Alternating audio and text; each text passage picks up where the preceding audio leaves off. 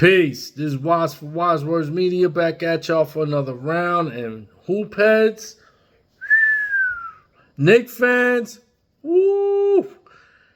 We just made a huge trade.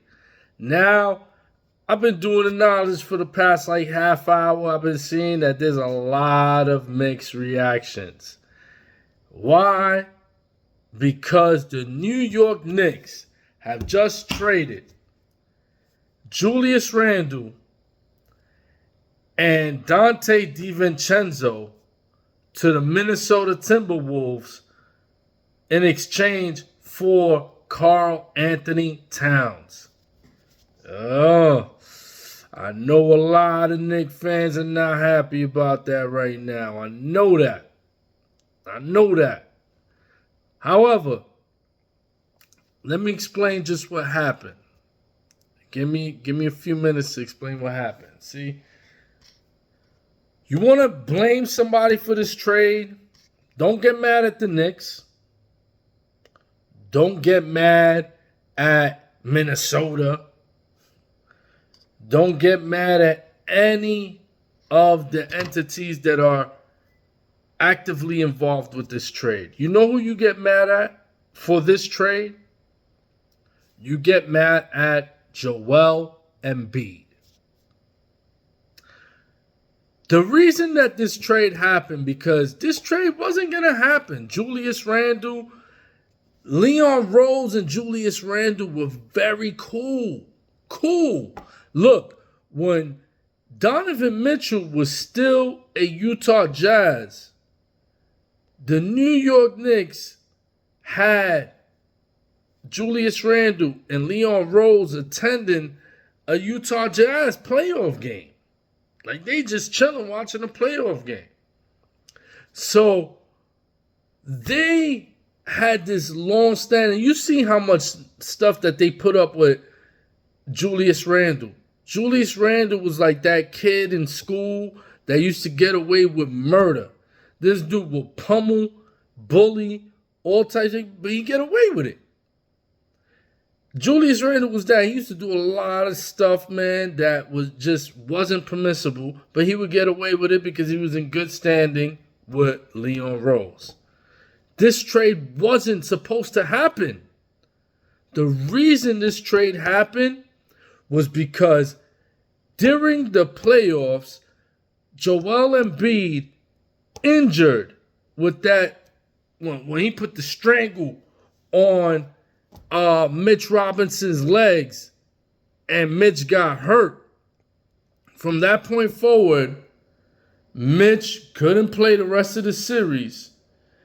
And now the reports came in just like 2-3 days ago. The reports came in that Mitch Robinson was not going to be able to play until December, January, which puts us close to the midway point of the season. So half the season, Mitch Robinson was not going to be available. He wasn't going to be available. So now what? Do you shift Julius Randle to the center position? What's going to happen there? He going to get gobbled up by Joel Embiid. He going to get swallowed up by Nikola Jokic. Like, when he starts to meet the elite of the elite, we're not going to have an answer for that. Julius Randle is just too small for your Jokic, your Embiid. He's too small for those guys. So what the Knicks did was they called an audible on Friday night. They called an audible. Friday Night Lights. They said, okay, you know what? We need an efficient big man. Somebody that's going to produce and help us. Got more size and can defend against your Joel Embiids. Because let's keep it a buck. Mitch Robinson, even if he comes back after December, January? Do we really, any Knicks fan, do we really have wholehearted confidence that he's going to play from December, January to April, May, or June? Do we really think that he can survive? No. If you're a real Knicks fan, you know that Mitch Robinson, he lands in that bracket of players, and there's been so many players that you've seen this in the past. There's guys that you just know they are just one sneeze away from an injury. You know, so Anthony Davis type guys. You know what I'm saying? I love him to death, but he falls under this category too, and that is Kawhi Leonard. There's just some guys that they are just a sneeze away from injuring something. And Mitch Robinson is a part of that group. He's a part of that elite class of injury-prone stars. He is a part of that. So how do we know that if Mitch Robinson comes back in January, if Mitch comes back in January, how do we know that he lasts all the way till May or June? How do we know that? We don't know that. And this is why this trade was made. This trade was made because Mitch Robinson will not be back until January. That's why this trade was made. Because the Knicks are all in. They done pushed their chips all into the center of the table. They are in. They are trying to win. They want a championship now. Now. Not yesterday. Not today. Not tomorrow. Now. They want the championship at this exact moment. They're not trying to play. They're not trying to waste a day in this. What they're trying to do is maximize, capitalize on this opportunity. They were riding on a high wave from last year's season in January. They were looking like a championship caliber team. What they want to do is return to that. They want to go back to the future. They want to go back in time, have that same chemistry they had in January, and push that into the 2024-2025 season.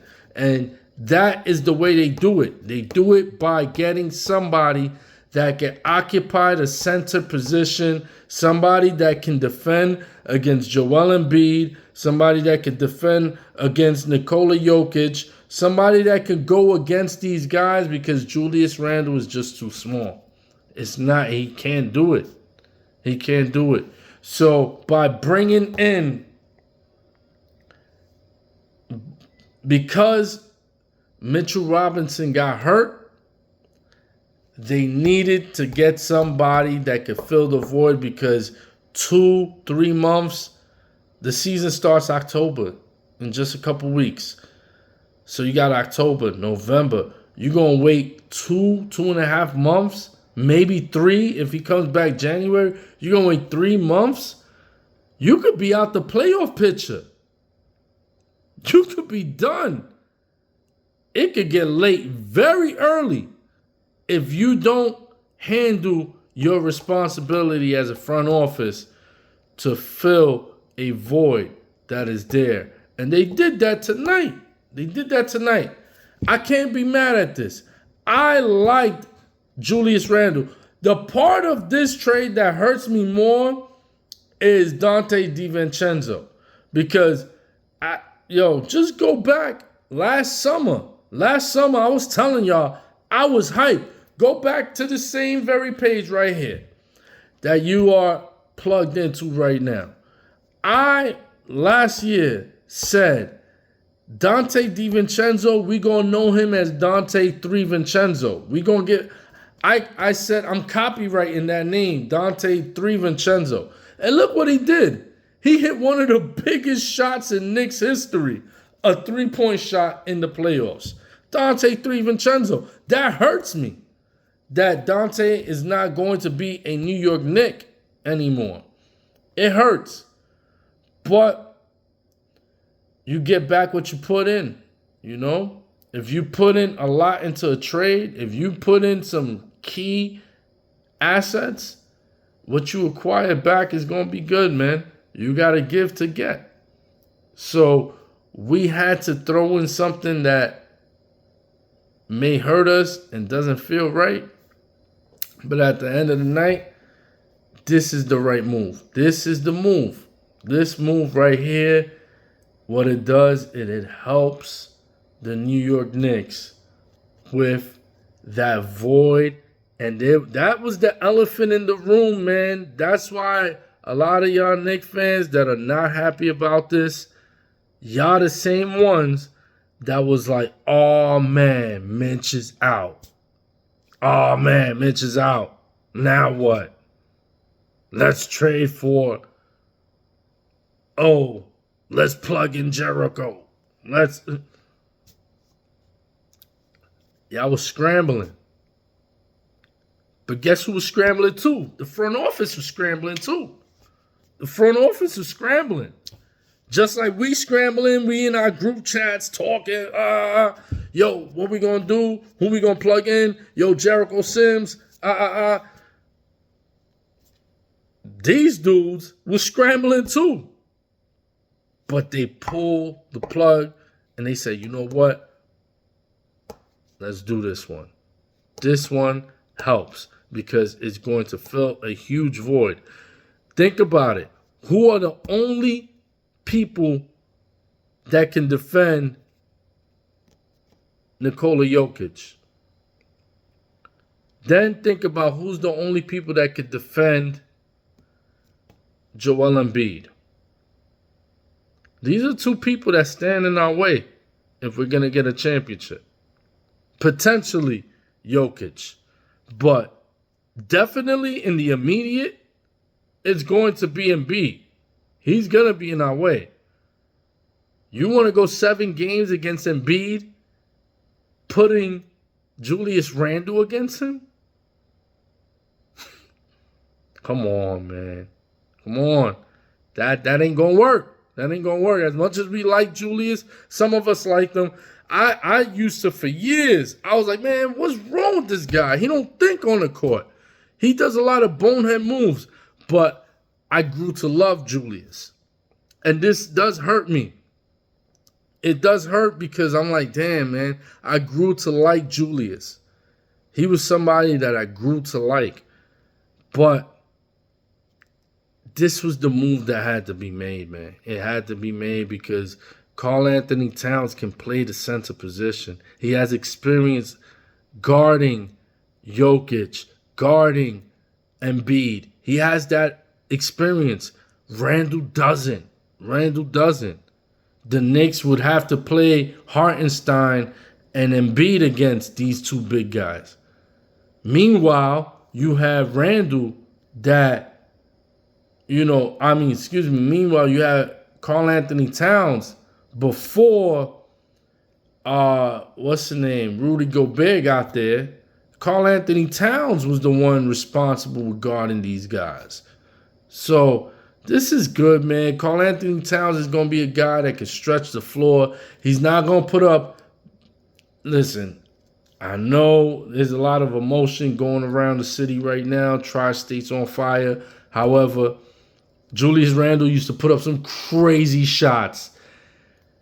Listen, you're going to be happy that you're not going to see him jump up in the air and throw the ball. You're not going to miss the Randle handle.